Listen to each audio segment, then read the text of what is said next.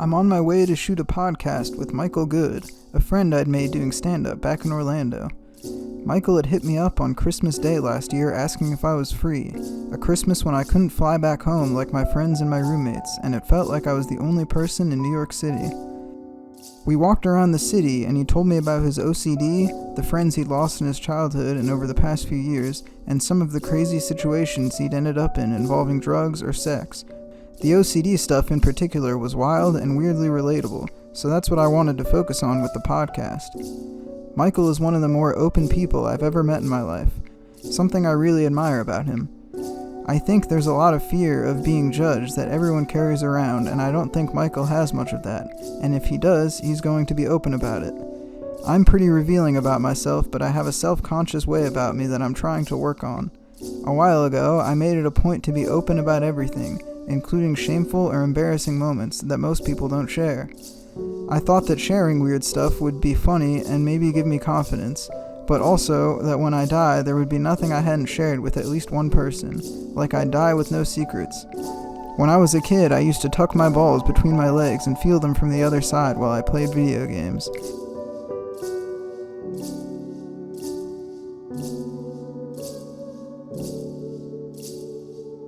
So when you were a little boy, did you know you had OCD?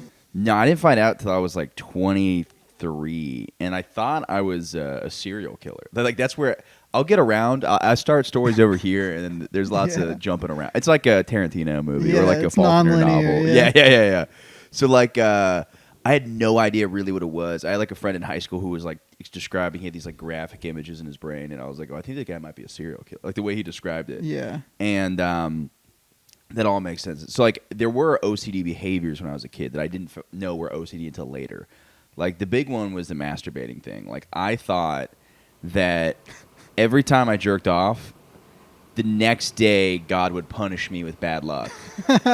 So like, and by the way, my parents, I was raised really religious. My parents never told me not to jerk off, but I was like, I had enough friends to be like, dude, God hates Now, this. was it more intrusive thoughts? Like, did you see these thoughts as something that was coming from you, or were you actively being like, stop thinking that? It was less of like, this was like not the, I mean, this is stuff that's hard for me to visualize because like I didn't know, like these were just behaviors that I could see from like a distance that were like the beginning of OCD. But these aren't like, like I'm sure those thoughts were happening, but I can't visually, it's hard to put yourself in the brain of the OCD. I can only remember the behavior and like way back. Yeah. Because then when you have like a really bad OCD episode again, you're like, oh, this is how bad that was. Because it's kind of like when you have like, just like anything else where like you see things from like a rose-colored, whatever that term is. Yeah, glasses. Yeah, like I'll look back and be like, oh, that was like a great year. And then like I'll have an OCD episode. It's like, no, I was thinking like this then, which sucked. But I was raised really religious, and I was put on like stimulants really young. And I think that like combined. Like Adderall?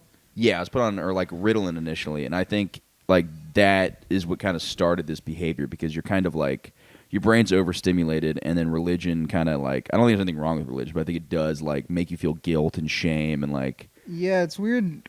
Religion ends up, or the only one I can think of like mental health and religion combining is like schizophrenia. There's always seems to be like a religious element. Oh yeah, dude. People being like, God is talking to me, or like Satan is in my fucking dick or whatever. Yeah. No, I had a schizophrenic friend, and he thought he was Jesus for like a week. Yeah, you were telling me a little bit about him. This is someone you knew before you had some mental stuff? Well, as far as I knew, like in high school, I only remember one panic attack, and that was when I took way too much Adderall. And I guess when I was 14, I did shrooms. I would kind of freak out, but only on drugs, really. Like I didn't really have like sober freakouts. But there were, like looking back at it, there were like a ton of behaviors that like were that. It was just hard for me to like remember what was happening. So like yeah, he had schizophrenia and thought he was Jesus Christ. I don't know why I say Christ. We know what Jesus is. Yeah. But and this is someone you were close with? Yeah. And he killed himself, which is. Yeah, I've heard, you've told me the story, but I forget a lot of it, is people didn't want to hang out with him except for you. Yeah, dude, he was like, so like we were like kind of friends in like middle school a little bit, and then early high school we were kind of friends, and then like was either junior or senior year. We were at the same lunch table, so we'd hang out every day. And then he had schizophrenia, and then people were like, "I don't want to fucking hang out with that guy." And I was like, "Oh, okay. Well, like, I would love to hang out with this guy." So we would grab we do like things like grab like coffee because like you're not gonna like take your schizophrenic friend like drinking or like. Yeah, I mean, what was he acting like? Like, what with someone with schizophrenia? Are they just a little weird, or is it only when they have specific episodes? So it's really hard because, like, I think with him, it, like, all clicked at once. It was not like, oh, he started to have schizophrenia. I think it was, like, he had one schizophrenic episode, and it just immediately from there on out, from my understanding, like, was full of schizophrenia. Like, full. And he, like, he was on Seroquel, which I just knew this because I looked at the shit he had. I was kind of curious. I was like, what is that?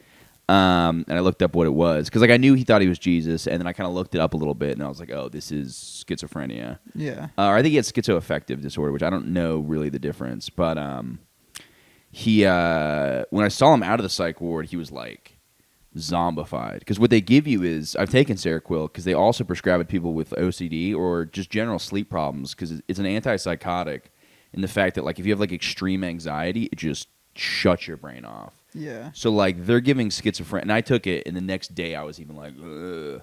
And so, like, schizophrenics are taking that in the morning. So, like, their whole thing is they're just on... They're, like, zombified. Yeah, they're on, like, extreme, like, sleeping pills. And people were like, why don't they just take their meds? I'm like, dude, it's like... I've taken it before. It feels gross. Like, you just feel like a cloud. Yeah. Are you on meds right now? Not... I mean, I take Klonopin here and there.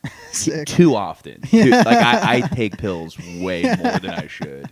And I lie about it. I will completely lie about it and be like, yeah, I like whenever I tell people how much I take, it's a total lie. Like I say I take Klonopin like 3 times a month. I take it like 4 times a week, and which is like a weaker. So what does Xanax. Klonopin do? Is that like a downer? It's a weaker Xanax that makes you literally just not give. I took it last night. I'm still probably like afterglowing on it, and it just makes you feel you don't worry about things, which is so nice, but it's so dangerous in that way because people will like. I always say this with Xanax and Klonopin, all the benzo drugs. They're awesome because you don't give a fuck about anything. But if you're a loser, you need to give a fuck about anything. Like, there's always like the Xanax kids who like you go to their apartment and they're just taking Xanax, playing video games. Oh, I knew guys like that from high school. Dude, yeah. And then they had like, there's always like a coffee table that has, what's it called on it? Like, there's always a coffee table with like so much Chipotle and Chick-fil-A and shit like that. They got like an ashtray and then like just the dirtiest dab rig. Well, that is what Jimmy said is like when you notice when someone really becomes like an adult is when it's like if someone's like in their 30s and they still have like as the centerpiece of their coffee table like a bong. Yeah. It's like you gotta like when there's pictures on the wall with like no frames or whatever, just posters. Well, the best is I'd go into their house and there'd be like just pills everywhere, and I'd be like, "Wow, video games are really bad." Like, that's like the thing I thought. We were like, "Wow, this sounds awesome." Yeah. Sign me up. No, I was always like when I see somebody in a situation like that, I always think it's lame, but only because there's not girls there. Like I'm very like childish in that sense. And I'm like, I think weed to me has ended up as something I view as like lame. Maybe it's because when I was in high school, it seemed like everyone was smoking weed, and a lot of the hangs were based around smoking weed together. Yeah. And now that I'm older, it's rare I even like talk to somebody who's like, "Oh, I gotta be high for this," or like, "Oh, I gotta smoke weed." I don't even know if there's that many people like that anymore. Or at least like when you get older. Yeah, well, and I think it's also like, dude, if you smoke weed and like you're like, we got really high and went to go see a 3D movie, or went really high and went to the zoo, I'm like, if it's like an event. Yeah, I'm like, that's fun. Like instead of just like people that just like, you know, if you're sitting around doing nothing, smoking weed. It's been forever since I was in a circle of people all smoking weed and like handing around a bong. Oh yeah. But that used to be every single time I would hang out with like a group of people. Like in high school, all we did was sit in a circle and smoke weed, and then like kind of be bored and like, do you want to watch Rick and Morty? Yeah. Well, it was like, it's so funny too, because then there's a similar, there's like that, and then there's the vibe where it's a party and people are smoking a bong.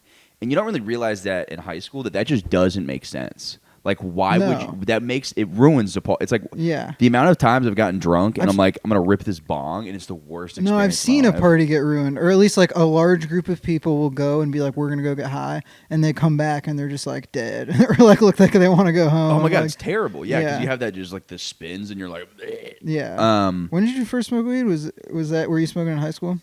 Or middle school, yeah. So when I was 14, I like, it was so funny. I went so out of my way. Like, it was not peer pressure. I like had a friend who smoked weed, And I specifically was like, I want to be friends with this guy because he drinks and stuff like that. I mean, we ended up being like he was one of my best friends. He's dead, but yeah, older than you? no, he's my age. Oh, okay. But I was like out of my way. I was like, dude, I can't wait to like months in advance. I was like, I'm gonna smoke weed on this day, and like we found like one of my brother's friends who's like a drug dealer. We're like, perfect. We'll buy weed from him. I built a bong. I spent like days trying to build this perfect smart water bottle bong. I picture you with like the like welding mask, and flame. Yeah, and I was like, dude, I remember I like actually I think initially I really wanted to try shrooms, and I was like, I'm gonna smoke weed before I do shrooms because I thought it was like a thing where you have to do one before the other. Mm-hmm. So I wasn't really that excited about weed, but I wanted to try it, and I remember I had like a school project, and my teacher or my tutor was like this hot older chick. She's like, you ever smoked weed before? And I was like, no. But I was going to get high after this project. She's like, you should get so high after this project. And I'm like, you're the hottest lady in the world. But, yeah, we smoked out of it. But my parents would drug test me. So, like, I had to, like, tape I would empty out a Purell bottle. And my friend was going to piss in it in the end of the night. And I was going to tape it to my dick. Nice. So for like 2 days, I had somebody else's piss taped to my dick just in case my parents drug tested me. 2 days? Yeah, and I would heat it up on like a lamp. Like I had like a lava lamp, and I'd like heat up the piss. Do you think that was part of the OCD? For sure. Yeah. I was Yeah. taping piss to my dick. And then my parents eventually found out. They eventually some kid told his parents that I was like a big drug dealer, and I only smoked pot twice. And they were like, "We're gonna drug test you." And I was like, "I just told them I did it." But easy way to get out of a drug test. Just fess up. Yeah. But yeah, that was like first time I smoked weed, and then I did mushrooms, and that was the first like real freak out I had. Should I go to the OCD? Is there any structure to this? Should I go back to the OCD? I'm trying to keep a loose structure. Yeah, I was gonna eventually get to the masturbating and God stuff, but I wanted to touch on the drugs first. But yeah, I will get into this quick drug story because it kind of relates to. I think it all kind of relates. In some way. Let's wrap it up in a neat package. Yeah. And then at the end, I'll be like, let's relate all these themes: drugs, dicks.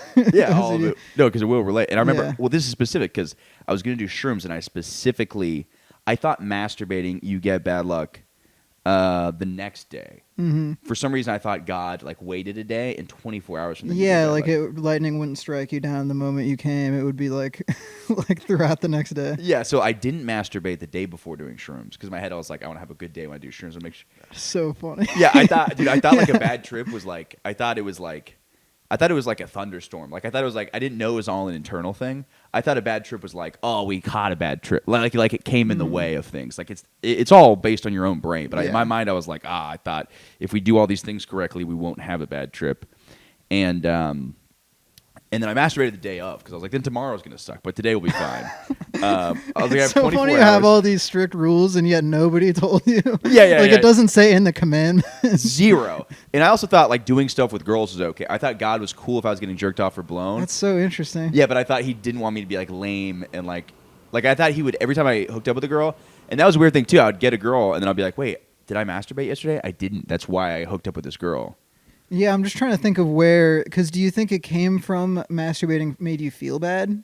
Yeah, for sure. It was like the post-nut clarity. Yeah, because I even have some level of, like, I have convinced myself, because I did No Nut November, and I just felt, I got 14 days in, and I did feel a certain charge, like a certain, like, energy. And also, I was, like, way more like horny all the time in terms of just like I'm thinking about my fucking lady throughout the entire day. I'm sending her like all these love notes because I'm just so fucking like I want to have sex. Yeah. And then I started to think when I started masturbating again, I'm like, oh, I'm getting rid of that charge. Like I'm nullifying myself every time I masturbate. Yeah. So it's like I think there is some chemical thing going on when you jack off that you just feel bad. For sure, but I think some of it is positive because then I think you could focus more on like you're not as thirsty because like if I don't jerk off, I'm just gonna be banging the ugliest women, like which is fine, but then I'll feel worse after that, and I'll be like, oh, now I just led somebody on when really I'm just going through a psychotic episode for not jizzing, and I'm thinking like, yeah, sure, I'll fucking. But in your brain, it was like an obsessive thing. Like it would change the trajectory of like your day if you jacked off. Yeah, and it was all just dumb associations I was making that wouldn't make any sense. And I thought I really believed in God, and I thought God was punishing me in some weird way. So I didn't masturbate, and then I didn't eat breakfast. I didn't eat lunch because I was like, you're supposed to fast to make it trip harder. And I was like, I'm gonna get the most bang for my buck. So one of my brother's friends again, he gave us. We gotten high on cough medicine a bunch before, and I kind of like. I don't know if I blackmailed him, but I was like, dude, if you don't sell us shrooms, we're gonna just keep getting high off like cough medicine. So you should like sell us shrooms Yeah, for our sake. It's like putting a gun to your head. Yeah. So it was kind of like a. But then we didn't. Me and my friend Sean, and he was the same one I smoked weed with for the first time, and we like. I read that like orange juice will intensify a trip and milk will make you stop tripping. So like we drank orange juice before it. We're tripping. We went to like an abandoned lot that's like looking down on a lake. And it started out as like the most incredible trip in the world. Like everything's colorful and beautiful. And then we go to our friend Amanda's house, and she's trip sitting us. And then we're watching Tangled, and there's a song called Mother Knows Best. Mm-hmm. And I start to freak out because I'm like, oh shit, I'm like disobeying. Disobeying mommy. Yeah. And that's when I started to really freak out. And I was like, uh-oh. Like it started getting really scary. And I look over at Amanda. I was like, do you have any milk? And then Sean goes, don't fucking do it. He's like, do not fucking do it. And I was like, do you have any milk? She's like, yes. I go, okay. And I go into the fridge, and Sean is getting so mad. He's like, don't fucking drink it, dude. He's like, we're in this together. He's like, you're going to fucking ruin this. He was feeling fine. He was having a great time, yeah. and I was freaking out. And then I looked at him, and I was like, I literally said, I was like, this ends right now. And I just start chugging this milk in this girl's kitchen. And the fact that it didn't stop freaked me out. Yeah, because there's no. I was gonna ask to do anything. No, because that sounds like such like. I mean, the orange juice thing I have heard. Yeah. But and then I'm just having like the worst. And this is the most scared I've been in my life. And it's kind of an OCD theme a little bit with me, where I start to think I'm gonna go crazy. I'm stuck like this forever, and I'm gonna be in like a psych ward and stuff like that. And I'm picturing. Dude, I had a similar trip where I was like, this is the moment. Where we can all look at and be like, this is when Joe went crazy. Yes, dude. Yeah. It's like it's like one of the scariest fears. And I'm picturing like, I'm having like vivid visions of like, just when you close your eyes, like I'm not seeing it, but I'm like picturing very vivid images of like my family putting me in like a psych ward and my dad being like, that's what happens when you do drugs. Just like a clear, like, that's what happens. And Amanda at this point is like, you guys gotta get the fuck out of my house. Like, I have no. She doesn't know why I'm drinking milk or why he's like yelling. They don't even know you're on shrooms. She knows I'm on shrooms, but she doesn't know what the milk thing is. Yeah. And then that's probably so funny for her. Yeah. We're having like this most serious argument about milk, and she's like, "What the fuck are they talking about?" And I have milk like literally on my face, and then she kicks us out. We're in the middle of a thunderstorm in Florida, and I had this voice that I thought was God in my head, and it was like, "Go home. You need to go home and just go home and like confess to your parents." It's like, just tell them you're on mushrooms. And this will be an OCD thing too. And I was like, let's go to my house. And Sean's like, I swear to God, you better not fucking tell our parent. And I was like, no, I'm not going to tell them anything. And then in the back of my mind, I'm like, I'm going to immediately tell them I'm on shrooms. And we walk in. My mom's sitting on one couch cushion. My dad's sitting on another. And Sean's behind them going like, no, like, don't say anything. And I told him I took shrooms, and my mom screamed because she thought I was poisoned.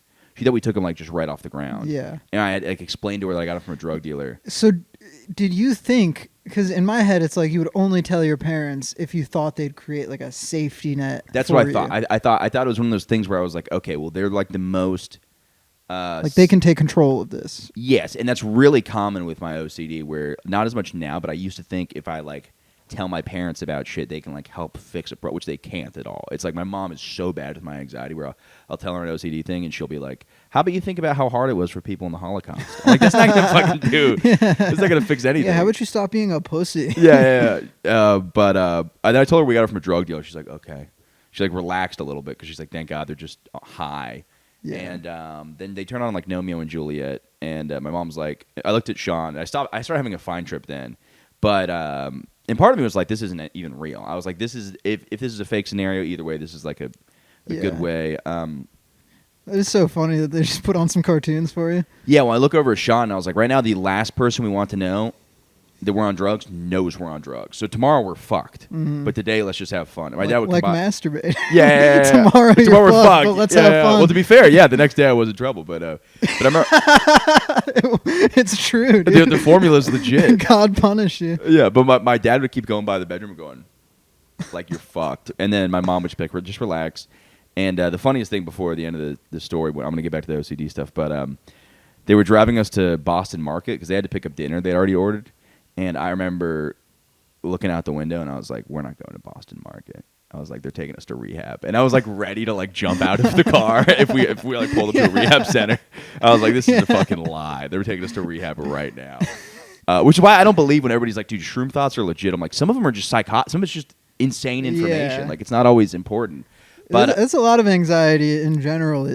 I mean, obviously heightened on psychedelics, but in general, you can convince yourself of like, you know, it's making a conspiracy theory in order to like explain why you're feeling bad or something. Yeah. And then what sort of happened was, I went through high school, did a bunch of drugs and stuff, and then we went to Bonnaroo, and this is sort of like the first like main anxiety thing that happened is we did a bunch of drugs at Bonnaroo, and the masturbating thing, as I said, was always a thing. Another thing that was funny is first time I jizzed was in Europe, and then from jerking off, and the next day I got swine flu, and I thought God was like punishing me for coming. Oh, that's where it started. Yeah, I was like, well, the only thing I did differently yesterday was I jizzed out of my penis. Yeah. It was like one little teardrop. Association. Too. Yeah. In my brain, I was like, this is what it is, and and then I think my first big one was in what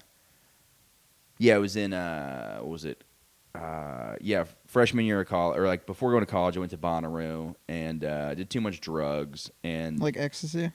Yeah, ecstasy and just not sleeping. I just had these panic attacks, and then I just had a full thing where I thought I was going crazy, and I didn't really know what it was. Like I just thought my brain was like fucked up, and that was the first real like panic attack. And then other OCD, like the OCD started to follow kind of late. Like I don't have, besides the behavior and anxiety, like my first real OCD episode, I would say, was like my 1 year in college. I did a bunch of coke. It seems like it's all drug related, but like what happens is like your OCD gets exacerbated by the drugs, but if you don't do any drugs, you'll still have OCD. It just pushes it to the front. So like in a good way, like it sounds really fucking weird, and I don't do a lot of drugs now, but like if I didn't do these drugs, I wouldn't have pushed my OCD so far to like have to go see a therapist. Like it's like hitting rock bottom, essentially. Yeah, so it was kind of like in my mind, I'm like, I'm glad that happened because now I know what these behaviors are, and like, and I would have like little ones where like I'd always have the thing where like if you see like a ledge, everybody has that thing. They're like, oh, okay, what if I jumped off this ledge? Yeah, but intrusive thoughts. Yeah, yeah, these are like, which is like a huge part of OCD. But somebody with OCD will now start avoiding the ledge, and the ledges will begin to give them anxiety. And yeah, I'm trying to think of because I bet having like legit OCD, my feet kind of smell. The people always go like describe their symptoms of OCD or say like I have OCD when they really don't. But I mean, I think everybody can have some degree because I can relate to.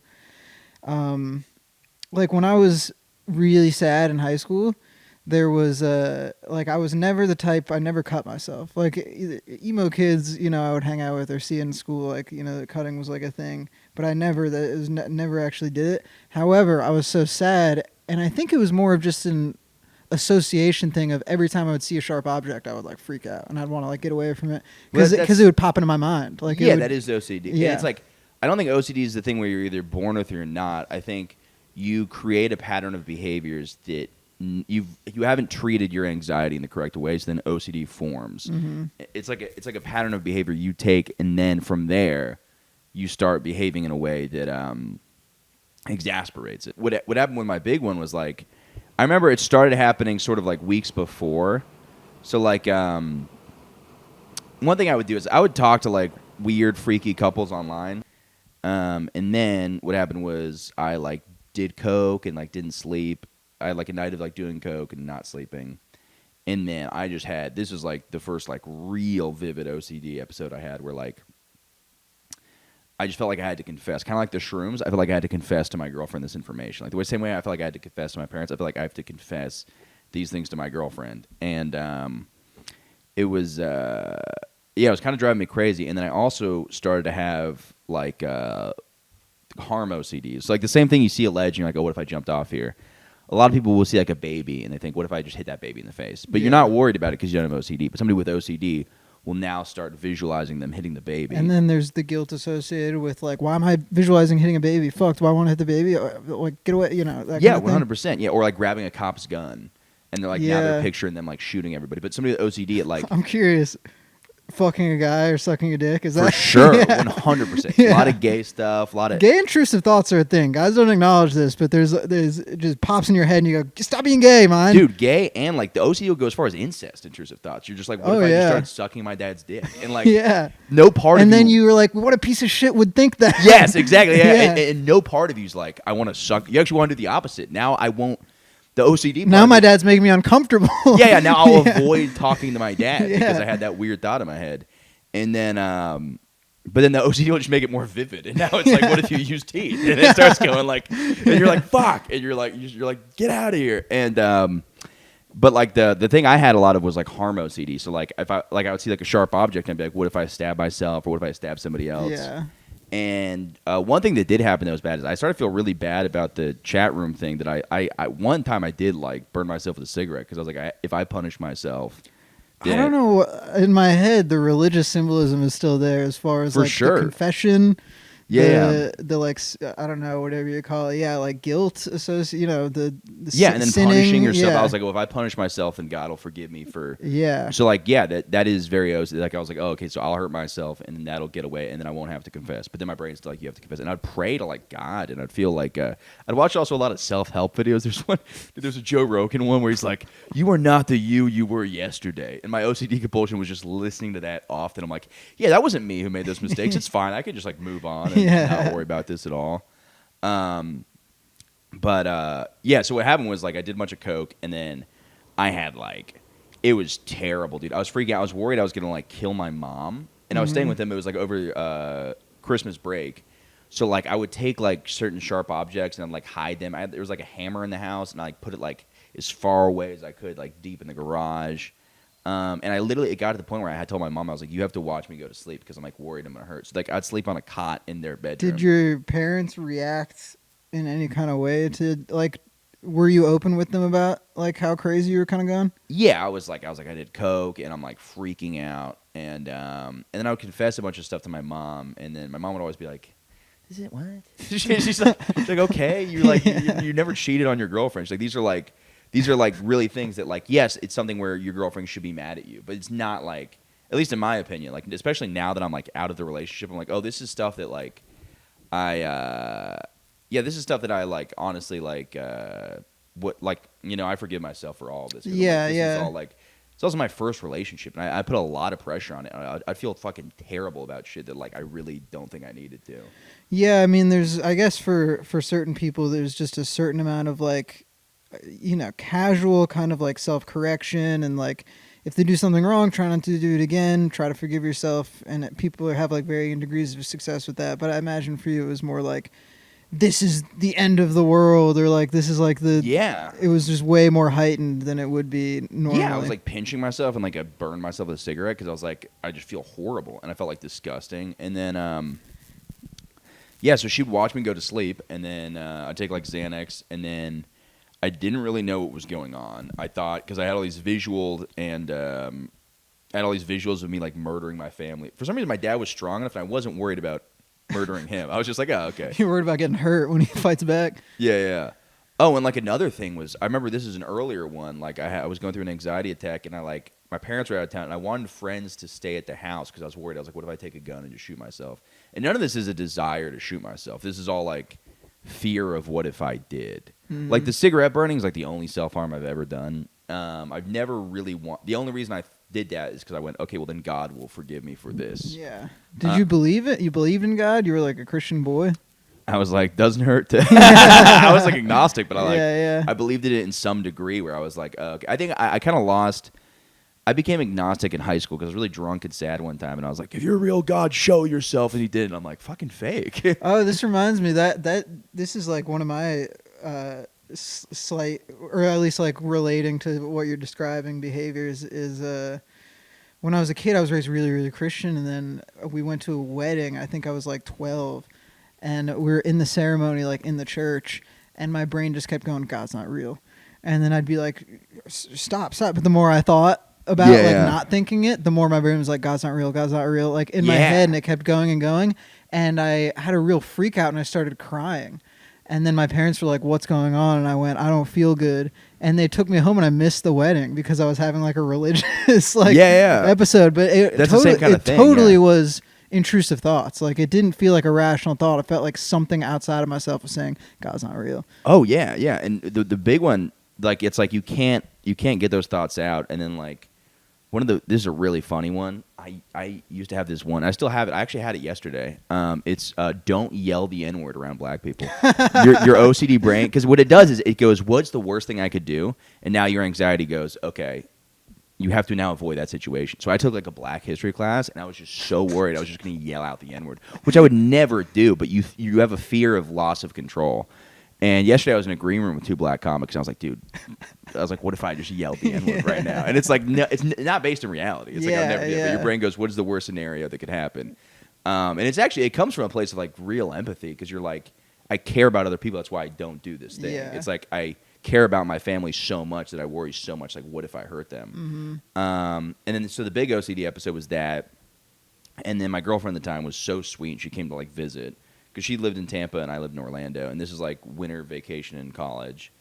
And she'd go on like walks with me and my family, and it was just like the sweetest thing in the world. But I would just be freaking out, and I'd be like, oh, I gotta like confess this stuff to my girlfriend, and also what if I hurt her? And like when she was staying at my parents' house, she was staying in a different room than me, and I would ask her to like lock herself in the room, because I was like, what if I Sounds like a nightmare. Dude, it was horrendous. And I was having these like vivid like images of like me like murdering my girlfriend. I was fucking terrified of it. I was like, dude, what if I fucking like go crazy and murder my girlfriend? And and then I saw a therapist, and she was like, this is OCD. Like she literally was like, this is 100% OCD. She's like, have you ever hurt a woman? And I was like, well, not like, maybe not intentionally, but like, yeah, no, I would like I would never hit a woman. So like the idea that like I'm gonna like you know what I mean? It's like, yeah. It's like even in like sex, like a woman's like, I'm like the softest choker. Like I'm really scared of like hurting people. I'm like, so like, but that's why your brain is so anxious about it. It's like you're taking, because you really don't want to. Yeah, exactly. Yeah. It's all things you really don't want to do. It's never like, yeah, but it's like saying everybody has that fucking intrusive thought of like a gun, and you're like, what if I grabbed it and shot somebody? But then the OCD person now avoids all guns or cops. So like the way to deal with like the OCD is you have to like expose yourself to the things, which seems really counter intuitive. And what I would do is I would tell a bunch of people the relationship stuff I did, and I would be like, oh, is this okay? And they'd be like, yeah, that's not that big of a deal. You don't need to confess. And it would lower the anxiety for the moment, but then it would come back even harder. And so I'd ask multiple people the same questions as a, not justification, what's the word? Reassurance, which is like a huge OCD thing. It's like mental hand washing. So I'd ask like multiple people like, hey, is this terrible if like I went on chat rooms and like asked couples about sex stuff and I have a girlfriend? And they'd be like, no. I'd be like, okay. But my brain goes, that's not good enough. I need to ask like 5 more people. So I would continue to ask people. The one thing I forgot to say about the jerking off thing is occasionally I had good luck jerking off. So then my brain started determining that if I jerked off an odd amount of times, God would give me bad luck. But if it was an even amount of times, it would be good luck. So what would happen was I'd jerk off once and I'd have to go twice. And then if I jerked off, if I accidentally This is very much what people describe as OCD, right? Is the numbers thing. Oh, and like, yeah. And then I jerked off 3 times, I'd have to go to 4. And then I went through this phase where I kept failing exams. And I was like, why am I failing if I'm jerking off an even amount of times? And then I realized it's because I'm spending the whole day jerking off and I'm not studying at all. It has nothing to do with God's punishment. Yeah, it's because I think I didn't really have a good understanding of what OCD was until recently. And Christoph explained to me too, like one of the things is like a distrust of your own memory that I even have sometimes where it's like I'll flush the toilet at work. I'll like take a massive dump and then flush it, and then I'll go outside and I'll be like, did I flush it? Like I can't remember if I flushed it. Somebody's in there right now, like seeing my poop, and then I'll have to check. And it usually only happens once, but I can imagine somebody with bad OCD flushes, doesn't trust that they flushed, goes back, and then they're like, let me make sure one more time, like that kind of shit. Dude, I had that so often. Like it would happen a lot with like I'll help at this comedy club, and I'll help like seat people, and or like it's called show running. So like I'll seat, play music, and I make the lineup, and I kind of just like make sure the show goes okay. And I'm required like handling the money, and I will freak out all the time that I didn't. I'll check multiple times to make sure I count the money like 7 times, and because in my mind I go, well, if I don't count the money correctly, then they'll think I'm stealing, then they'll fire me from here, and then my comedy career will go down, and I have this, it'll go as far as I'm very vividly picturing myself as a homeless guy because of this one thing. So if I do it enough times, I go, well, this is justified. But what happens is, when you're going through a bad anxiety thing, you're thinking about other stuff, because I'm also ADD as shit, so I'm thinking about other things, I'm anxious about other things, and then the third time I'm counting, I didn't even remember to count, so that's why I got to start over and do the fourth time. Yeah. And it's fully the most insane shit on the planet. Recording too, yeah. For this, I had to get up and make sure I record, and then for Christoph and Luke's podcast, I'm sitting at home being like, I didn't press record. Fuck, I didn't record anything. Like I'm picturing them like confronting me about it. Yeah. We hate you. Yeah, you're our worst friend ever. Yeah. It's always like visual, dude. The visualization of people like. Bro, I've had it where I'm picturing like some of my best friends just being like, we don't want to be friends with you. Yeah. Like we found out you did this. They're like, that's disgusting. Like you're not a good person. And then it's just. Yeah. No, I definitely exhibit certain specific anxiety symptoms. But when you found out from the therapist that you had OCD, like what was the feeling of everything makes sense now? Like, was it reassuring? It was a little bit, but I just had so much fucking so much. Oh shit, dude! I had another one I forgot to mention. Sorry, you just better involved masturbating. No. So like a year before this, the same girlfriend, I had a deep fear that everybody just has weird thoughts, and I had a weird thought. I was like, what if my girlfriend's not real? Like, what if I'm a crazy person? Like solipsistic, like I made her up. Yeah. And then every time I saw my girlfriend, it would bring on these like crazy, terrifying panic attacks. So I had like 2 weeks of just like horrendous panic attacks. And I don't remember the behavior I did to do that. I think a lot of it would be like Googling schizophrenia and Googling this stuff to like make sure I didn't have it. So like I would do excessive Googling. But then when she told me I had OCD, it didn't immediately, there's no way to just immediately shut it off, because it's like your brain is working in such a process. It's very reversible. It's one of the most fixable mental illnesses, because it's like you can easily just take certain do certain things and it'll fix it. But the one problem is that's when I got prescribed Klonopin. I was really nervous about getting prescribed it.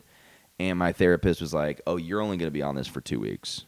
That was fucking 5 years ago. So it's like, that is like, it's very easy to just be like, oh, now I just. And what did it do for you? Just help you sleep? Yeah. So I don't like taking anxiety medicine for panic attacks, because like you need to confront it. But if I just can't sleep, my brain sort of goes, if you can't sleep, then you're going to have a panic attack. So you should take this to sleep. And then that becomes now an OCD theme of what if I don't sleep and I go crazy. So like, yeah, that was like one of the ones like that where I would take Klonopin to sort of go to sleep. And I've gone like 6 months without it, but like I take it like 4 times a week. And it is a very small dose still, but I tell people I take it like twice a month, which is just a complete lie. But what was I saying? Well, just when you found out you had OCD, what were the first steps they had you start doing to like fix it? Well, this was a psychiatrist, so she couldn't really give me like therapy. She could kind of just diagnose me. Yeah. And it took me forever to see a therapist. And I went into a couple therapists, and they would say stuff to me that would freak me out, so I wouldn't go to them. They'd be like, yeah, if you ever tell us about any crimes you plan on committing, then we can't have you. And in my mind, I thought that me explaining my OCD things were them thinking I was going to plan a crime. Like if I was like, oh, I had thoughts about stabbing my mom in the neck with a knife, that they would now start thinking, oh, this guy's planning. Like, so I was like, I don't want to go to anybody. And then I went to one therapist who like was fucking incredible. So I finally found the woman that was like the perfect therapist for me. And she was like kind of stern in a way, not like. She was kind of cold, which you kind of need a little bit for OCD. Like because you don't want somebody to just be like, everything's going to be okay. Because you need to learn on your own that everything's going to be okay. Yeah. Like the second you start getting reassurance from other people, it just feeds into that. Just rely on it. Yeah. So she was like, she was the best. Like we would go kind of the things that like made me feel anxious. And then she'd kind of break them down, and I would do exposures. So, like, I was, like, I had my laptop at the time, and she's like, what are your fears? I was like, I'm worried I'm going to, like, hit you in the head. She's like, okay, now hold the laptop over my head for, like, 10 minutes. Interesting. That's crazy. Yeah, and what happens is eventually, the more you go towards your anxieties, they go down, like, a bunch. Mhm. So like, it would be like, okay, now like, hold a knife in the kitchen for a while and realize you're not going to stab anybody with it. Go to a shooting range and realize you're not going to shoot anybody. Yeah, but in some ways, yeah, it does make your anxiety better. Like, and you could tell it's like the more you avoid shit, like the worse it is. So like, you had to go completely towards it, and it is scary because you're like, fuck, I gotta like. I did some crazy ones. I'm trying to think of, like some of the ones I did. Like, dude, I had a weird like. I have a bunch of them. I'm trying to think of like some other ones I did. So like, yeah, at the beginning, oh, dude, like I watched a porn. So I was like probably 23 when it happened. I watched a porn where a girl's like 19, and so I was like, oh my god, I'm gonna be a fucking pedophile. And then therapist is like, next time you see a kid, just stare at it. She's like, just fucking stare at a kid.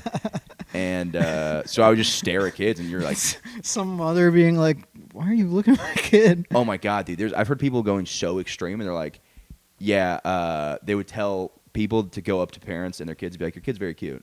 Just to like get that fucking like, not like be like, I want to fuck your kid, Yeah, but like, yeah, be like, yeah. your kid's very cute, just to get them to like feel how anxious that feels. And then eventually your brain, you realize you're like, oh, I am definitely not a fucking pedophile. But that's like one of the most common, it's literally called POCD.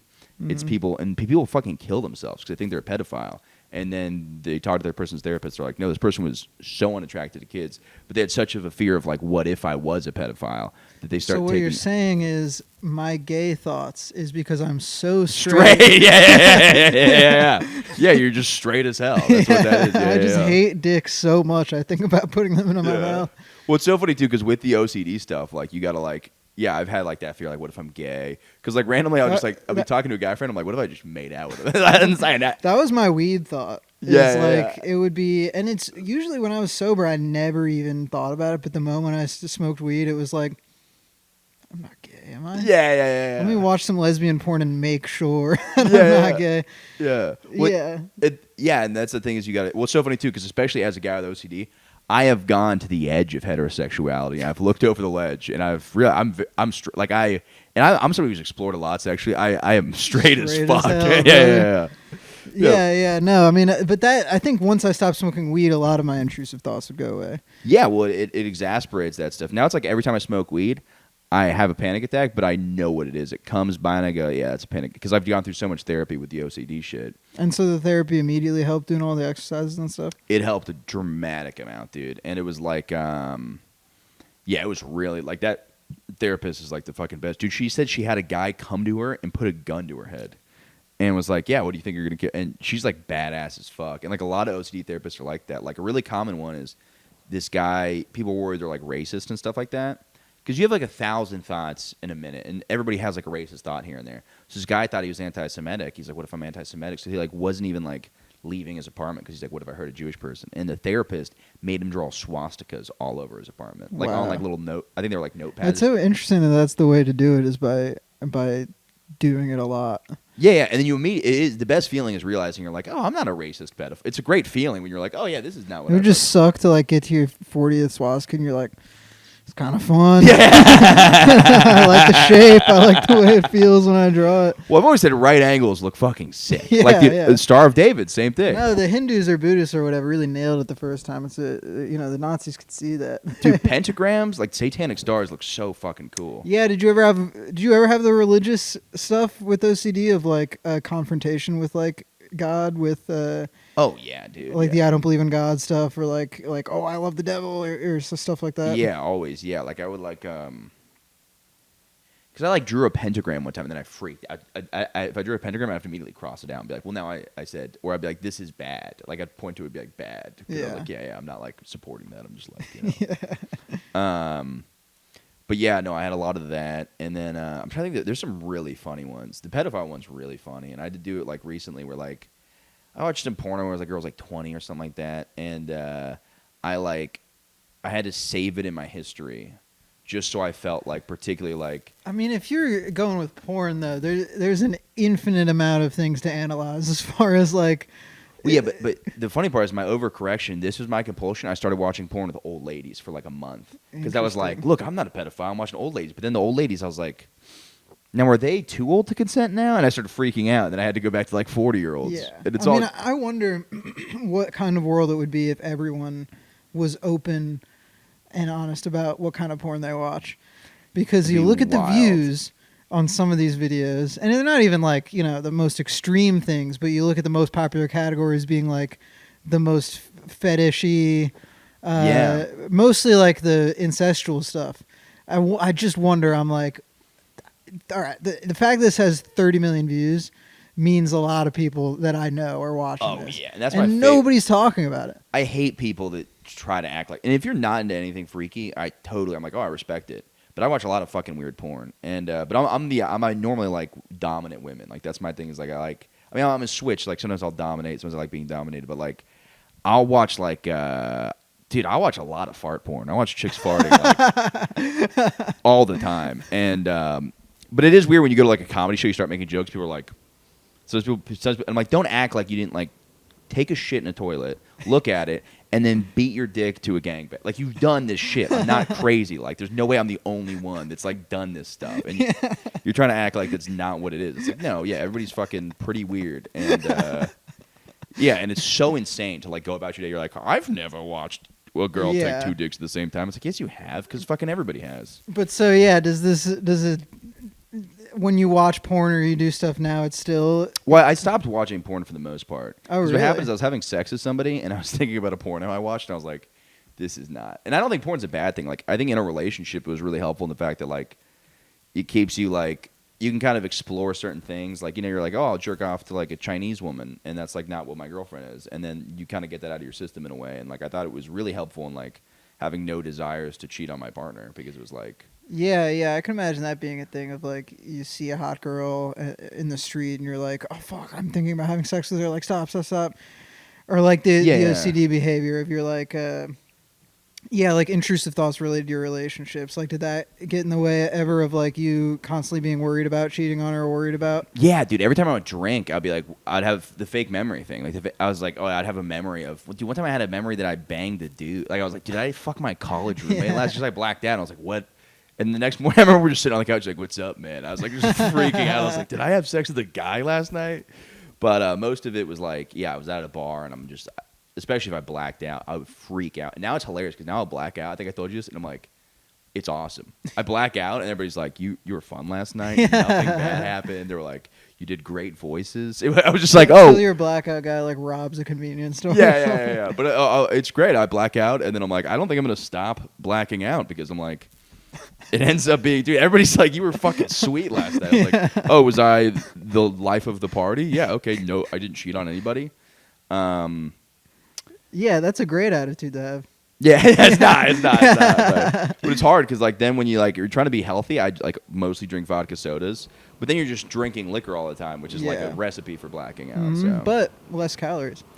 Yeah. But how do your girlfriends, would they usually react to, like, freakouts and, like, these crazy thoughts, and, like, they knew what your deal was, so they were, like, supportive? She was really fucking sweet. I dated the same woman for 7 years. She was, like, fucking such a sweetheart about it. Like, she wouldn't know how to fix it, but she would just be like, oh, I'm sorry, and, like, that's, all you can really do. It's because it's like this, other people can't really help you with it. But what really helped is I had friends with OCD, and I would talk to them. And there's like comics. I know a lot of comics with it, and I talked to them a little bit.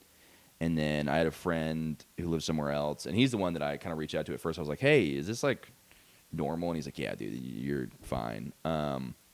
But it's weird because I have like the opposite of like the contamination OCD. Like, I'm not worried at all about like germs or anything. Nope. Yeah, is that a lot of people have the germ worry, like washing their hands like all the time? Well, no, I think that's why COVID was so fucked up, because like people just got enabled, dude. People's like extreme mental illness. Everybody's like, yeah, that's fine to wear 7 masks on your face, and you're like, yeah, that's a crazy person. Like, that person needs help. Yeah. And now you've completely just justified that. Exactly. Yeah, the justification of it, and like it's like the moral justification too of like, my mental illness is like, I'm a good person because of it. Yeah, it's not true at all. Just because you not leaving your house is insanity. Like, people that didn't leave their house, like, that's bad for you. And it's like, that's why, I'm not gonna make this a COVID podcast. Yeah. But it's just very funny that like everybody's like, oh, what a good person. Like, they did all this. I'm like, nah, dude, wearing like 2 pairs of gloves is like, that's mental illness. That's not like. Yeah. I don't think COVID's fake, by the way. Let me just. No, I mean, everybody went a little cray cray. Yeah. It is. Yeah, it's weird to look back on that time of it really shifting a lot of people, and I bet it didn't do great things for people's mental health. Like, Dude, with OCD, I wonder if people there's like, like people who didn't have any symptoms of any of this shit, and then it kind of like caused it because they had to. Dude, I would get COVID tested all the time. Now that was an OCD thing, but my fear wasn't contamination. What if I get sick? I have very moral OCD, so I'm like, what if I got somebody else's sick? And Yeah, I killed Christoph had somebody a else? very similar thing, and to the point where he's like on medication now for his anxiety, and I think I've seen a big shift in him. But definitely during COVID, it was like I really had to like talk him down off the ledge sometimes. Of like, you're not gonna get anybody sick. You probably don't have COVID. Like, you're fine, baby. Come here. But that actually that doesn't help, which is the hard part. Yeah. Because the more you talk like that, I mean, it's like you can be one level of logic's fine if you go, that's irrational, that's totally fine. But if you continually do it, it just starts to feed the cycle. If that makes any sense. Yeah. Because it's the same way of like alcohol fixing anxiety briefly, but it makes it worse when it comes back. So it's the same thing where like it's like, oh, you're pushing something down that's just gonna like come back up. And also, it's really interesting because they're like weeds. So if you deal with one OCD thought, it puts on different masks. It's like the way your brain processes anxiety, it'll go towards different things. So you'll be like, oh, I covered that whole OCD about like me being gay, and then randomly it'll pop up somewhere else. So you have to kind of like deal with all of the obsessions and kind of like Yeah. yeah. And so now you're pretty much good on, or you still Now it's kinda struggle great, with dude. it? It's like one of the big things I had, my second to last OCD one was like the big one was like I went to a bachelor party and acted stupid, and like I just like not like super stupid, but you know there was like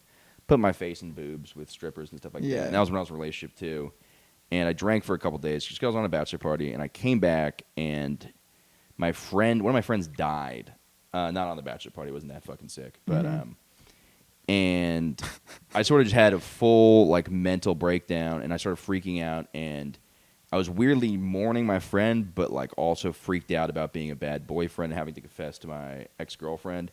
And this thing started happening where I confessed shit to her, which was the wrong thing, because then you start remembering, you're like, oh, I have to confess specific details. You're like, well, the stripper's areolas were wide, and I think I held it on I put my boobs in her face for 4.5 seconds. It's like none of that fucking matters. But I had a weird OCD alcohol thing where I was like, oh, now if I drink, I'll have a panic attack the next day because I had this panic attack after the thing. So like I was like very scared, and I would monitor how many drinks I had versus water. I'd worry about how much sleep I got. And now it's like I can fully, this sounds wild, but I can fully get hammered till 6 a.m. and get 3 hours of sleep and still be like, I'm fine. I'm going to be okay. Like I know it's a weird thing, but it's like I don't have that same level of fear. And my therapist like literally was like, you got to go do crazy shit because it'll kind of like make you better at dealing with the world. Yeah. It's people that don't know me are gonna think I'm an absolute drug addict, but Yeah. So wait, when did your friend die? Was it recently? I had a bunch of friends. So I had 3 friends die. The schizophrenic one was during COVID. The next one was 6 months after him. Oh, He geez. overdosed. He had a pill that was cut with fentanyl. Yeah, I think you had told me a little bit about both of them. Yeah, and then one of my best friends, Sean, the one from the shrooms, he hung himself. Like, oh shit, that's the alarm. My alarm is ASAP Rocky. Let me grab that real quick.